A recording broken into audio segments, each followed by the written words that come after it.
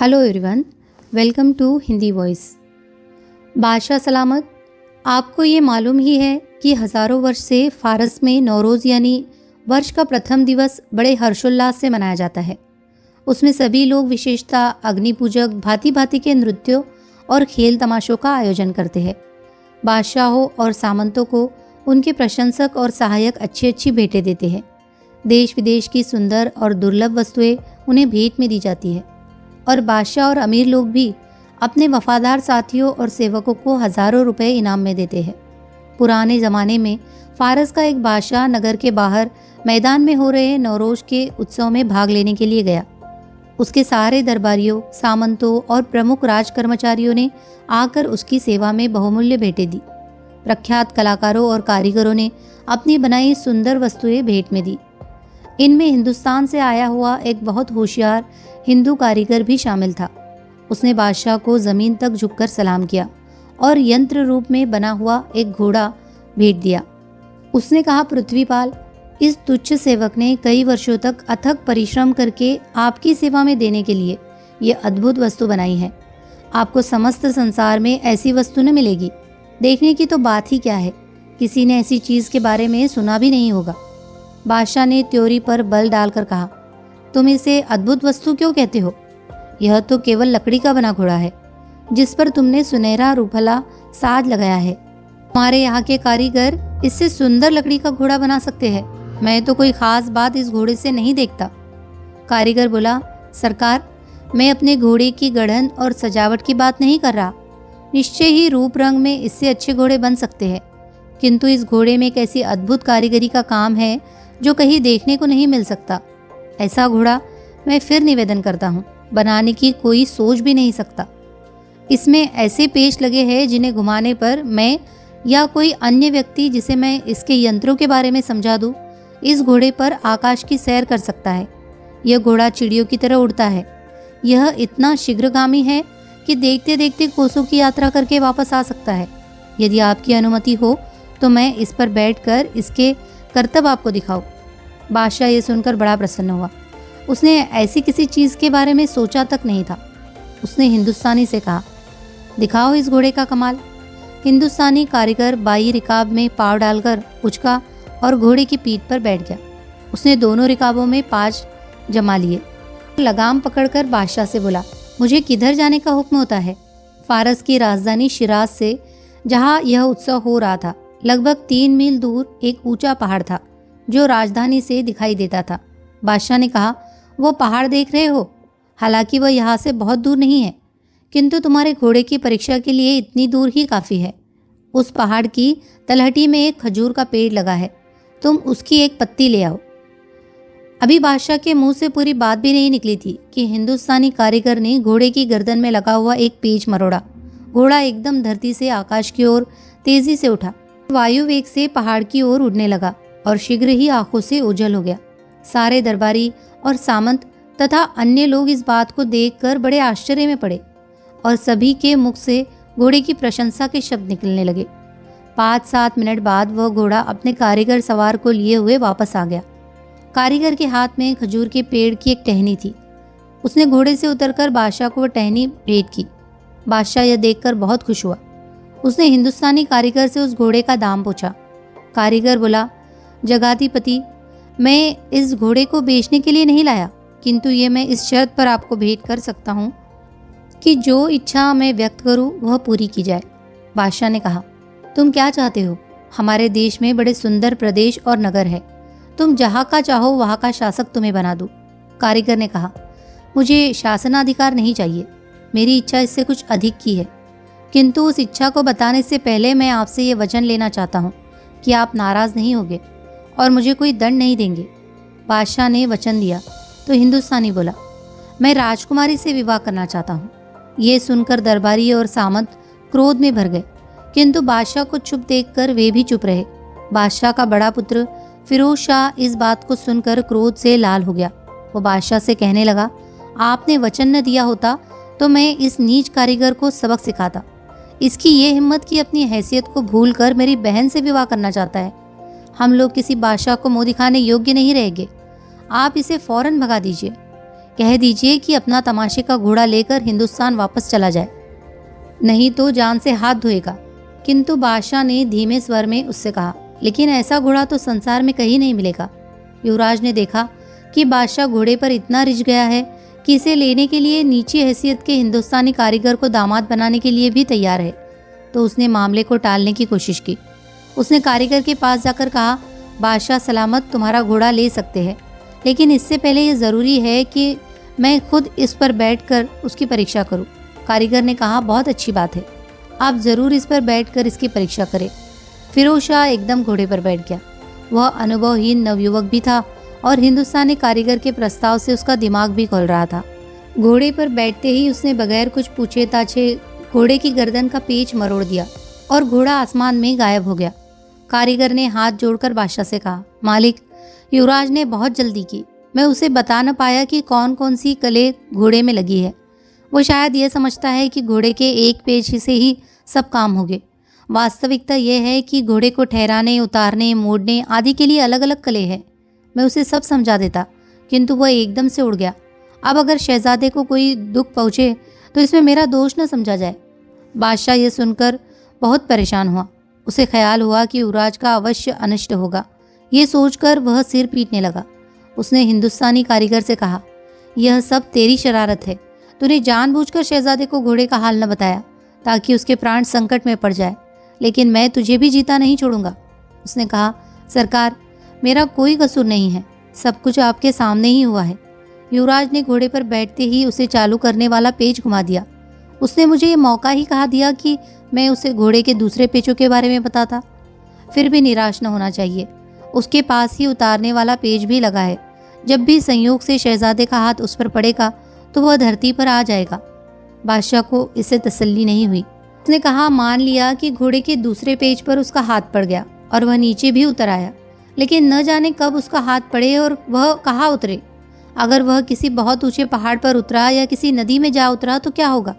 कारीगर ने कहा, इसकी चिंता न कीजिए। नदी में उतरा तो चाहे नदी कितनी ही गहरी या चौड़ी क्यों न हो, घोड़ा अपने सवार को सुरक्षापूर्वक किनारे पर पहुंचा देगा।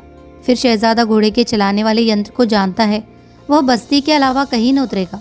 बादशाह ने कहा, कुछ भी हो, मैं तुझे कैद में डाल देता हूँ और अगर 3 महीने में युवराज वापस न आया तो तुझे मरवा डालूंगा। ये कहकर उसने उत्सव बंद करा दिया और कारीगर को कैद में डाल दिया। उधर फिरोज शाह आकाश में उड़ा तो इतना ऊंचा हो गया कि पहाड़ मिट्टी के ढेलों जैसे दिखाई देने लगे। अब उसने चाहा कि अपनी राजधानी में जा उतरूं। उसने चालू करने वाले पेच को उल्टी ओर मरोड़ा, किंतु घोड़ा आगे ही बढ़ता गया। उसने तरह तरह से पेच को घुमाया, किंतु घोड़ा नीचे नहीं उतरा। फिरोज शाह इस बात से बहुत घबराया, किंतु घोड़ा और तेजी से आगे ही बढ़ता गया। फिरोज शाह बहुत देर तक घोड़े के सिर और गर्दन को टटोल कर देखता रहा। बहुत देर के बाद उसे घोड़े के दाएं कान के नीचे छोटा पेच मिला। उसे घुमाया तो घोड़ा नीचे उतरने लगा, किंतु अब तक बहुत देर हो गई थी। अब तक 1.5 पहर रात बीत गई थी और फिरोज शाह को पता न चला कि कहाँ उतर रहा है। आधी रात तक घोड़ा धरती पर आया। इस समय तक फिरोज शाह को बहुत भूख भी लगाई थी। घोड़ा एक बड़े महल की छत पर उतरकर खड़ा हो गया। फिरोज शाह उस छत पर, जिसकी मुंडेरें संगमरमर की बनी थी, इधर उधर घूमकर देखने लगा कि नीचे जाने का रास्ता कहाँ है। अंत में एक जीना दिखाई दिया जिसका एक किवाड़ खुला था। वह सोचने लगा कि नीचे जाऊं या न जाऊं, यहाँ के निवासी शत्रु समझकर मुझे कहीं हानि न पहुंचाए। किंतु उसने सोचा कि मेरे निरस्त्र होने के कारण कोई शत्रुता समझेगा नहीं। यह सोचकर वह उतर गया। वह एक दालान में पहुंचा और कान लगाए आहट लेने लगा, किंतु सोने वालों के खर्राटों के अलावा कुछ न सुनाई दिया। एक कमरे में दिए जल रहे थे। फिरोज शाह ने झाँक कर देखा तो कई दासियाँ और जनानी सो रहे थे। वह समझ गया कि यह किसी रानी या राजकुमारी का महल है। वह बंगाल देश की राजकुमारी का महल था। शहजादा आगे बढ़ा तो एक और एक कमरे के द्वार पर रेशमी पर्दा पड़ा था और अंदर कपूरी मोमबत्तियों का प्रकाश और सुगंध आ रही थी। वह दबे पांव अंदर गया तो बड़ा लंबा चौड़ा कमरा देखा जिसमें ज़मीन पर बहुत सी दासियां सो रही थी और एक झालरों और महीन मच्छरदानी से सुसज्जित छपर खट पर एक शहजादी सो रही थी। फिरोज शाह उसका मनमोहक रूप देखकर ठगा सा रह गया और सोचने लगा कि यह अगर मुझे स्वीकार कर ले तो मैं इसके पीछे सारी दुनिया छोड़ दूं। उस पर प्रेम का ऐसा उन्माद चढ़ा कि वह उचित अनुचित भी भूल गया और वितान को उठाकर उसके मुंह पर रखी हुई उसकी आस्तीन उठाकर उसे देखने लगा। इसमें शहजादी की आँख खुल गई। उसने देखा कि एक अति सुंदर युवक राजसी वस्त्र पहने उसकी ओर एकटक देख रहा है। वह भय से स्तंभित रह गई। उसके मुंह से आवाज़ भी नहीं निकली। फिरोज शाह ने विनयपूर्वक कहा, महोदया, आप बिल्कुल भय न करें। मैं फारस देश का युवराज हूँ। दिन में अपनी राजधानी में नौरोज़ के महोत्सव मना रहा था। अब भाग्य ने मुझे यहाँ ला पटका है। इस समय आपकी शरण में हूँ। आपने मेरी रक्षा की तभी बचूंगा, वरना मारा जाऊंगा। शहजादी सूचित होकर उसकी बातें सुनने लगी। वह अपने पिता की सबसे छोटी बेटी थी और बंगाल के बादशाह ने यह महल खास उसी के लिए बनवाया था। उसने विस्तार से फिरोज शाह का हाल सुना। फिर बोली, युवराज, तुम किसी प्रकार की चिंता न करो। तुम यहाँ वैसे ही सम्मान से रहोगे जैसे अपने देश में रहते थे। तुम न केवल सुरक्षित रहोगे बल्कि दूसरों को सुरक्षा प्रदान करने में भी क्षम्य होगे। तुम्हारा इस पूरे महल पर अधिकार होगा, बल्कि तुम्हारा समूचे बंगाल देश पर भी अधिकार होगा। फिरोज शाह ने कृतज्ञता स्वरूप शहजादी के पांव पर सिर रखना चाहा, किंतु उसने रखने न दिया। उसने पूछा, तुमने अभी तक ये नहीं बताया कि तुम अपने देश से यहाँ तक कुछ ही घंटे में कैसे पहुँचे और सारे पहरों को लांघ कर मेरे शयन कक्ष में कैसे आए। किंतु इस समय रहने दो। तुम्हारे चेहरे से भूख के लक्षण प्रकट हो रहे हैं। मैं तुम्हारे भोजन का प्रबंध करके तुम्हारे सोने के लिए कमरे का प्रबंध करूंगी। फिर सुबह इत्मीनान से तुम्हारी कहानी सुनूंगी। इतने में दासियों की आँख खुल गई। उन्हें आश्चर्य हुआ कि यह युवक जिससे शहजादी घुल घुल कर बातें कर रही है, महल के कड़े पहरे से किस तरह बचकर यहाँ आ गया। शहजादी की आज्ञा से उन्होंने फिरोज शाह को स्वादिष्ट भोजन कराया और एक कमरे को सुसज्जित करके उसमें उसे सुला दिया। शहजादी अब तक फिरोज शाह के प्रेम में फंस चुकी थी। यह बात दासियों ने फौरन ताड़ ली। शहजादे के भोजन और शयन का प्रबंध करने के बाद दासिया शहजादी के पास आई और उसके बारे में बातें करने लगी। एक मोहलगी दासी ने कहा, राजकुमारी, ये शहजादा आपके योग्य है। आपका विवाह इसी से होना चाहिए। शहजादी की हार्दिक इच्छा यही थी, किंतु उसने स्त्री सुलभ लज्जा के नाते उसे डांट दिया और कहा, क्या बेकार की बकबक लगा रखी हो। जाओ, सो जाओ और मुझे सोने दो। सुबह उठकर राजकुमारी ने बहुत देर तक अपना श्रृंगार किया। अपनी नागिन जैसी केश राशि में उसने मोती पिरोए, अपनी सुडौल गर्दन में हीरो का हार पहना, बाहों में जड़ाऊ बाजूबंद पहने, तन पर विशेष रूप से राज परिवार के लिए तैयार किए जाने वाले रेशम का परिधान पहना और एक रत्नों से जड़ा महीन रेशम का कमरबंद अपनी कमर में बांधा। इस रूप में सुंदरता में रति को भी लज्जित करने लगी। उसका श्रृंगार काफ़ी देर में पूरा हुआ। फिर उसने एक दासी को फिरोज शाह के कक्ष में भेजकर कहलवाया कि तुम मुझसे मिलने के लिए इधर ना आना, बल्कि मैं तुम्हारी ओर आ रही हूँ। फिरोज शाह भी जब जागा तो उसने दासियों से कहा कि तुम जाकर पता लगाओ कि शहजादी जागी है या अभी नहीं। अगर हो तो कहना कि मैं उनकी सेवा में उपस्थित होना चाहता हूँ। दासियों ने उसे शहजादी का संदेश दिया कि वह शहजादी की ओर न आए। शहजादी खुद उससे मिलने उसकी ओर आ रही है। कुछ देर में अपने अति मनमोहक रूप में दासियों के बीच मंद मंद गति से चलती हुई शहजादी उसके पास पहुंची। दोनों एक दूसरे को देखकर अति प्रसन्न हुए। शहजादे ने कहा, रात को मैंने आपकी निद्रा में विघ्न डालकर आपको बड़ा कष्ट दिया। मेरा अपराध क्षमा करें। शहजादी ने कहा, अपराध की कोई बात नहीं है। मुझे आपसे मिलकर बड़ी प्रसन्नता हुई। अब आप यह बताएं कि आप अपने देश से चलकर इतनी जल्दी हमारे देश में कैसे पहुँचे और रात को मेरे महल में किस प्रकार प्रविष्ट हुए। यहाँ तो चिड़िया भी पर नहीं मार सकती, पर मुझे आपका हाल जानने की अतिशय अभिलाषा है। शहजादा फिरोज शाह ने अपना वृत्तांत वर्णन किया। कल हमारे यहाँ नौरोज़ का त्यौहार था। सभी शिल्पियों ने मेरे पिता को भेंटें दी। उनमें हिंदुस्तान से आया एक कारीगर भी था। उसने एक यंत्र से उड़ने वाला घोड़ा बादशाह को दिखाया। बादशाह को वो बहुत पसंद आया और उसने हिंदुस्तानी कारीगर से घोड़े का दाम पूछा। कारीगर ने कहा कि मैं आपकी बेटी से विवाह करना चाहता हूँ। मैंने देखा कि मेरे पिता को घोड़ा इतना पसंद आ गया है कि उसके बदले में कारीगर को बेटी देने को राजी हो जाएंगे। सारे दरबारी कारीगर की बात पर क्रुद्ध थे, किंतु बादशाह को चुप देखकर चुप थे। मैंने अपने पिता से कहा कि अभी तक तो कारीगर ने स्वयं ही इस घोड़े को चलाया है। जब तक यह न मालूम हो कि कोई दूसरा भी इसे चला सकता है, तब तक यह घोड़ा किस काम का। बादशाह ने कहा, तुम ही इस पर बैठकर इसकी परीक्षा लो। मैं जल्दी में उस पर बैठ गया। एक बार जैसे हिंदुस्तानी कारीगर को एक खूंटी उमेट कर घोड़ा उड़ाते देखा था, उसी प्रकार वह खूंटी उमेट दी। घोड़ा एकदम से ज़मीन से उठ गया और मैं कारीगर से दूसरे कलपुर्जे के बारे में पूछ ही न सका। घोड़ा इतना ऊंचा उड़ने लगा कि भूमि की कोई वस्तु मुझे ठीक से दिखाई नहीं देती थी। मैंने उतरने के लिए चलाने वाली खूंटी को उल्टा, दाएं बाएं और अन्य कई भांति मोड़ा, किंतु कोई लाभ नहीं हुआ। घोड़ा तो तेजी से आगे की ओर बढ़ता ही रहा। अंत में बहुत खोजने पर मुझे एक दूसरी छोटी सी खूंटी मिली। उसे मरोड़ा तो घोड़ा नीचे उतरने लगा। अंत में आधी रात को वह आपके महल की छत पर उतर गया। अब वही खड़ा है। घोड़े से उतरकर मैंने इधर उधर देखा तो मुझे एक जीना नीचे उतरने के लिए दिखाई दिया। मैं धीरे धीरे नीचे आया। दालान में मैंने कई पहरे की दासियों और जनानों को गहरी नींद में सोता पाया। फिर देखा कि आपके कमरे की ओर से जीने रेशमी पर्दे से छन छन कर स्वच्छ प्रकाश आ रहा है। मैं दबे पांव आपके कमरे में आ गया। मुझे भय था कि कोई पहरे वाली औरत जाग गई और मैं पकड़ा गया तो मुझे मार ही डाला जाएगा, लेकिन पीछे लौटता तो भी कहा जाता। आपको सोते देखा तो देखता ही रह गया। इतने में आपकी आँख खुल गई। आपने मुझ पर रोष करने के बजाय मुझ पर बड़ी कृपा की। मेरा रोम रोम आपका आभारी है।